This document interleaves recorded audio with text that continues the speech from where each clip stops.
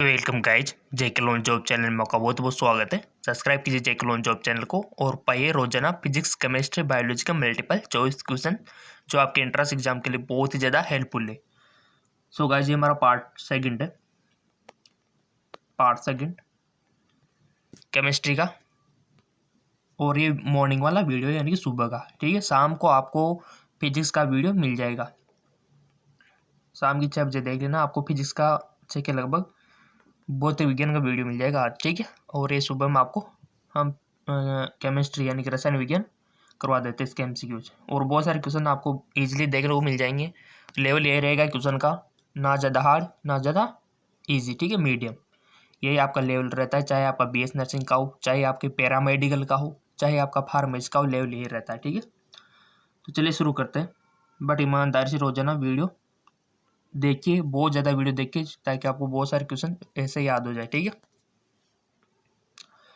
जब एक वाष्पशील विलायक में एक अवाष्पशील विलय घोला जाता है तो विलायक का वाष्प दाब कम हो जाता है, क्योंकि when a non volatile solute dissolve in a volatile solvent the vapor pressure of the solvent is decreased because दाब कम हो जाता है। क्यों हो जाता है बताइए।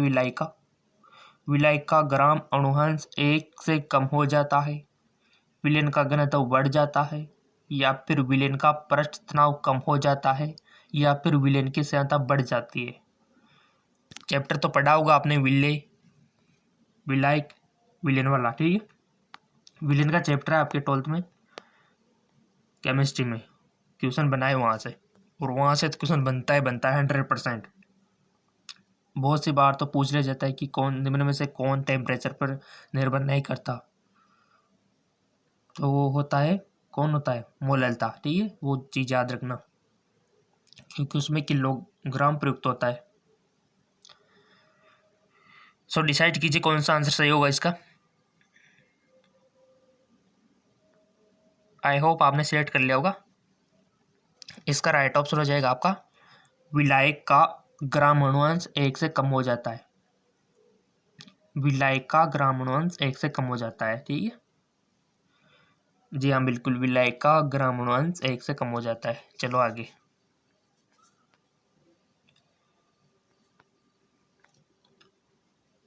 एल्यूमिना थर्माइड प्रक्रिया का उपयोग दांतों के निष्कर्षण के लिए किया जाता है, जिनके ऑक्साइड गलनीय होते हैं, प्रबल क्षारकीय होते हैं, कार्बन द्वारा आसानी से न्यूनीकृत नहीं होते हैं, हाइड्रोजन द्वारा आसानी से न्यूनीकृत नहीं होते हैं। एल्यूमिना थर्माइड प्रक्रिया का उपयोग धातु के निष्कर्षण के लिए, जिनके ऑक्साइड सिंपल कार्बन द्वारा आसानी से न्यूनीकृत नहीं होते, ठीक है। जी हाँ, बिल्कुल, कार्बन द्वारा आसानी से न्यूनीकृत नहीं होते हैं।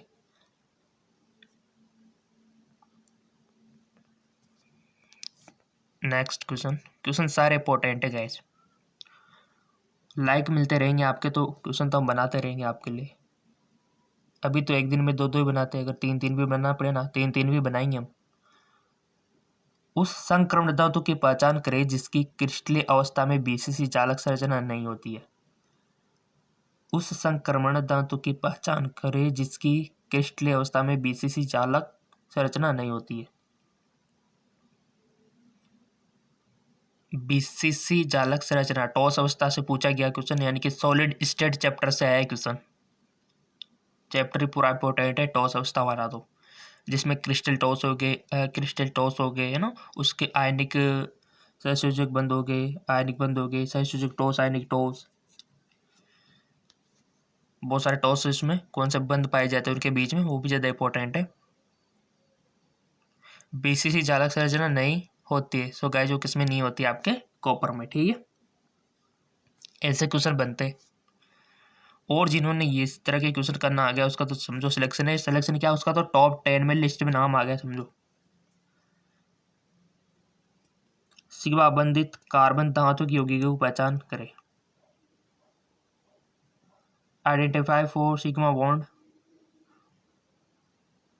और वो मेटलिक कंपाउंड, कारक धातु, ठीक है, पहचान आपको करनी है। तो विल्किंस उत्प्रेरक फेरोसिन, टेट्राएथिलेड, धातु कार्बोनिल। सिग्मा आबंधित कार्बन धात्विक यौगिक की पहचान करनी है आपको। अगर आपने सिग्मा पाइबंद पढ़ा होगा तो इजीली आपको तो आ गया होगा।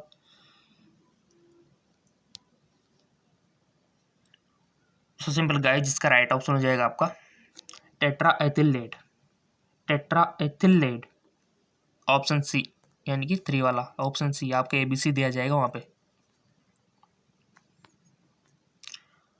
समस्थानिकी अर्धआयु क्या है जिसका 3/4 विघटन समय 2 घंटे है? अर्धआयु यानी कि हाफ लाइफ से तो क्वेश्चन आएगा ही आएगा। What is the half life of the isotope whose 3/4 disintegration time is 2 hours? यहाँ से हाफ लाइफ से तो क्वेश्चन आता है 100%। और हाफ लाइफ के फॉर्मूले हमने आपको बता भी रखा है, ऐसी बात थोड़ी ना है कि नहीं बता रखे। फॉर्मूला हाफ लाइफ का हमने बता रखा है आपको। समस्थानिकी अर्धआयु क्या है जिसका 3/4 विघटन समय 2 घंटे है? तो इसका राइट ऑप्शन हो जाएगा आपका, यहाँ पर ऑप्शन देख लो, 1 घंटा, 2 घंटा, 3 घंटा, 4 घंटा। इसका राइट ऑप्शन क्या होगा? पिछले वीडियो जब हमने डिस्कस किया था वहाँ पर भी हमने डिस्कस किया था अर्धआयु, तो वहाँ पर फॉर्मूला मैंने आपको बताया था। अब जिसको पता होगा तो वो तो अप्लाई कर देगा यहाँ पे। सो सिंपल, इसका राइट ऑप्शन हो जाएगा आपका 1 घंटा। ठीक है, करके देखना रहा पेज पे, नहीं आए तो बता देना, आ जाएगा वैसे सबका। फॉर्मूला वही लगाना जो हमने पिछले वीडियो में, इससे भी पिछले वीडियो में जब हमने फिजिक्स डिस्कस की थी वहाँ पर भौतिक विज्ञान वहाँ पर आया था। देखो, भौतिक विज्ञान में भी अर्धआयु काल है आपके, और केमिस्ट्री में भी आपकी हाफ लाइफ है। ठीक है, दोनों जगह ये है, तो आपको पढ़ना चाहिए इस चैप्टर को। वह महत्वपूर्ण कारक क्या है जो संक्रमण धातुओं की दूसरी और तीसरी श्रृंखला के यौगिक में धातु आबंधन का कारण होता है? समूह में नीचे जाने पर परमाणु त्रिज्या में वृद्धि, इन धातुओं के घनत्व में वृद्धि, इन बाहरी धातुओं की उच्च ऑक्सीकरण अवस्था में स्थिरता, या फिर इन धातुओं के परमाणुकरण की अधिकतम तापीय धारिता है। बहुत सारा वीडियो बनाना पड़ता है, बहुत सारा बोलना पड़ता है आपके लिए, तो गले में खराश सी हो रही। ठीक है, बट आप कितने भी बुलाओ, लाइक मिलते रहेंगे, आपका प्यार मिलता रहेंगे, तो हम तो बनाते रहेंगे। ठीक है, आपके फ्यूचर का मामला जो है, आपके कैरियर का मामला जो है, वह महत्वपूर्ण कारक क्या है जो संक्रमण धातु की दूसरी और तीसरी श्रृंखला के यौगिक में धातु आबंधन का कारण होता है? सिंपल सी बात है गाइज, इन धातुओं के परमाणुकरण की अधिकतम तापीय धारिता है। ठीक है, इन धातुओं के परमाणुकरण की अधिकतम तापीय धारिता है। नेक्स्ट न्यूमेरिकल है, थोड़ा पेन चलाना पड़ सकता है आपको। लिथियम टूफलर आयन की प्रथम स्थिर अवस्था की ऊर्जा क्या है? यदि के का मान यहाँ पर दिया हुआ है, बताइए, कीजिए इसको थोड़ा सा रफ पेज में, और आपको स्थिर ऑक्सीकरण क्या है? ठीक है, सिंपल, इसका राइट ऑप्शन हो जाएगा आपका ऑप्शन 3। ठीक है, देख लेना, मैच करवा लेना। चलो आगे, क्रमशः द्विविमीय में वर्ग निविड़ संकुलन और षटकोणीय निविड़ संकुलन में कितने प्रतिशत स्थान ग्रहित होता है? क्वेश्चन बन गया। द्विविमीय वर्ग निविड़ संकुलन और षटकोणीय निविड़ संकुलन में, कोई बात नहीं, बहुत अच्छा क्वेश्चन है, ठोस अवस्था से लिया गया है, सॉलिड स्टेट चैप्टर से, केमिस्ट्री।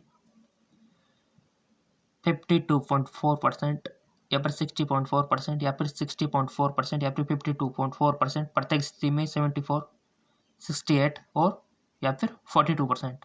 सिंपल सी बात है गाइस, जिसका राइट ऑप्शन हो जाएगा आपका 52.4% और 60.4%। चलो जी आगे, मक्खन एक कोलाइडिन विलयन है जो तब बनता है जब वसा गोलिकाएं पानी में प्रक्षेपित होती है, वसा गोलिकाएं हवा में प्रक्षेपित होती है, जल प्रोटीन में प्रक्षेपित होती है, जल वसा में प्रक्षेपित होती है। Butter is a colloidal solution formed when. मक्खन एक कोलाइडिन विलेन है जो तब बनता है, कब बनता है गाइस? सिंपल सी बात है, जब वसा में प्रक्षेपित होता है। याद रखना है बात को, जब वसा में प्रक्षेपित होता है तब मक्खन एक कोलाइडिन विलेन है, ठीक है ना। जब वसा में प्रक्षेपित है। बहुत अच्छा क्वेश्चन है, इंपॉर्टेंट है। रेडियम क्लोराइड बनाने के लिए रेडियम क्लोरीन के साथ संयोजित होता है। निर्मित रेडियम क्लोराइड की रेडियो सक्रियता होगी। रेडियो सक्रियता, रेडियो एक्टिविटी क्वेश्चन बनता है गाइज। मैंने आपसे बोल रखा है नाभिक के संलयन, इसको देख लेना। नाभिक के विखंडन, नाभिक परमाणु, हाफ लाइफ परदायु और रेडियो सक्रियता, इनके तो क्वेश्चन आएंगे गाइज, श्योर है। रेडियम क्लोराइड बनाने के लिए रेडियम क्लोरीन के साथ संयोजित होता है। निर्मित रेडियम क्लोराइड की रेडियो सक्रियता होगी। रेडियो एक्टिव आपको बताना है। 1/3 तक घट जाएगी, रेडियम के समान रहेगी, रेडियो सक्रिय नहीं रहेगी, 3 गुना तक बढ़ जाएगी। आप अपनी नॉलेज के अकॉर्डिंग चूज कर सकते हो ऑप्शन। इसका राइट ऑप्शन हो जाएगा आपका रेडियम के समान रहेगी, ठीक है। चलो जी आगे। समूह में नीचे जाते हुए धात्विक गुण बढ़ता है, जिसके परिणाम स्वरूप समूह में नीचे जाते हुए विद्युत धनात्मक लक्षण बढ़ता है। समूह में नीचे जाते हुए परमाणु संख्या बढ़ती है। समूह में नीचे जाते हुए घनत्व घटता है। समूह में नीचे जाते हुए संयोजी इलेक्ट्रॉन समान रहता है। सो सिंपल, बहुत सिंपल है। समूह में नीचे जाते हुए विद्युत धनात्मक लक्षण बढ़ता है, ठीक है। समूह में नीचे जाते हुए विद्युत धनात्मक लक्षण बढ़ता है, इंपॉर्टेंट है। समूह में नीचे जाते हुए विद्युत धनात्मक लक्षण बढ़ता है। चलो आगे। समूह पष्ट सारे धातुओं में सबसे प्रबल अपचयक्रमक है। In group first alkali metal the strong reducing agent. कौन है गाइज? समूह पष्ट सारे धातुओं में गाइज वो है आपका लिथियम, ठीक है। इंपॉर्टेंट है क्वेश्चन, इससे छोटे छोटे क्वेश्चन बहुत इंपॉर्टेंट होते हैं और बहुत सारे कंफ्यूज होकर गलत कर देते, बट आप मत करना क्योंकि आपकी तो ट्रेनिंग हो रखी है। कहाँ से गलत करोगे जेके लोन जॉब के थ्रू। कंबल बनाने हेतु ऊन के प्रतिस्थापन के रूप में किस बहुलक वाला चैप्टर इंपॉर्टेंट है आपका रसायन विज्ञान में। पॉलीमर, किस बहुलक का उपयोग किया जाता है? ओरलोन, नायलॉन 66, कैप्रोलेक्टम या फिर गिल्प्टल। कंबल बनाने हेतु ऊन के प्रतिस्थापन के रूप में किस बहुलक का उपयोग किया जाता है? सो गाइस जो किया जाता है ओरलोन, ठीक है। बहुलक वाले चैप्टर में सारी एकलक इकाइयां याद करनी है और उनके कौन से बहुलक बनते हैं वो देख लेना थोड़ा सा, पक्का यहाँ से क्वेश्चन बनना। निम्न में से, और मैंने आपको बताया रखा है कि ये भी क्वेश्चन कम लगे तो जीके MCQ MK चैनल है, लिंक नीचे दे रखा है, वो भी अपनाइए। वहाँ पर फिजिक्स केमिस्ट्री बायोलॉजी डिस्कस रोजाना होती है, ठीक है। लिंक नीचे दे रखा है। निम्न में से कौन सी क्वांटम संख्या श्रोडिंगर तरंग समीकरण के विलयन से प्राप्त नहीं हुई है? एतिमतन क्वांटम संख्या, चक्रण क्वांटम संख्या, मुख्य क्वांटम संख्या या फिर चुंबकीय क्वांटम संख्या। सिंपल सी बात है, चक्रण क्वांटम संख्या। क्वांटम संख्या से क्वेश्चन बनता है गाइस। नेक्स्ट, और कोई भी दिक्कत हो तो फेसबुक इंस्टाग्राम पे आप बता सकते हो। फेसबुक इंस्टाग्राम पे आप हमसे बातचीत कर सकते हो। फेसबुक इंस्टाग्राम का लिंक आपके लिए नीचे डिस्क्रिप्शन में दे रखा है। निम्न में से किस एक अणु में अंतर अणुक हाइड्रोजन आबंध होता है? Which of the following molecule has intramolecular hydrogen bond? 4 hydroxy benzoic अम्ल, 2 नाइट्रो बेंजोइक अम्ल या फिर 2 क्लोरो बेंजोइक अम्ल। बहुत अच्छा क्वेश्चन है, मोस्ट इंपॉर्टेंट है गाइस। इसका राइट ऑप्शन हो जाएगा आपका 2 नाइट्रो बेंजोइक अम्ल, ठीक है। 2 नाइट्रो बेंजोइक अम्ल में अंतर अणु हाइड्रोजन बंद होता है। क्वेश्चन इंपॉर्टेंट है और जो लिंक हमने बताया नीचे डिस्क्रिप्शन में दे रखे हैं।